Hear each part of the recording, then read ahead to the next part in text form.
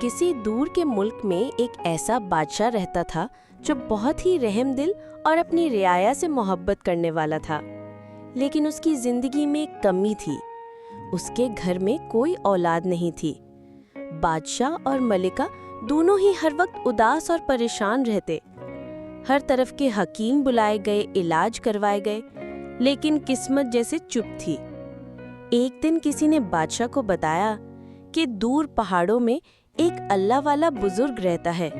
अगर वो दुआ करे तो मुमकिन है कि तकदीर बदल जाए। बादशाह ने फौरन सिपाही भेजे और बुजुर्ग को महल बुलाया। जब बुजुर्ग आए तो बादशाह ने अपनी तकलीफ बयान की। बुजुर्ग ने कुछ देर सोचा, हिसाब लगाया और कहा, बादशाह सलामत, आपकी किस्मत में औलाद नहीं लिखी गई है। बादशाह ने रुकी हुई सांस के साथ पूछा, क्या कोई तरीका नहीं है? बुजुर्ग ने कहा, एक रास्ता है। मैं 9 महीने का चिल्ला काटूंगा, लेकिन मुझे एक चांदी की मछली चाहिए और महल के एक कोने में एक सुकून वाली जगह। बादशाह ने फौरन हुक्म दिया। चांदी की मछली बनवाई गई और बुजुर्ग के लिए एक हिस्सा तैयार किया गया। बुजुर्ग ने अपनी इबादत शुरू की।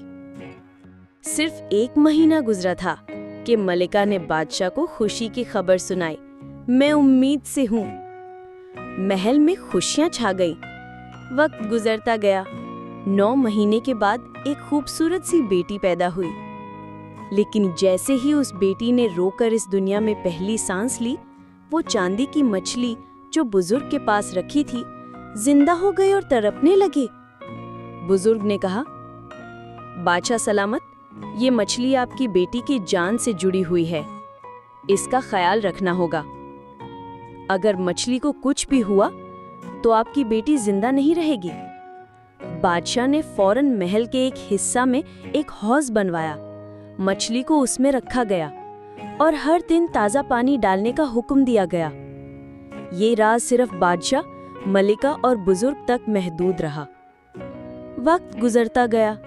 शहजादी बड़ी होती गई। अब वो 16 साल की हो चुकी थी। हुस्न का एक जीता जागता नूर थी।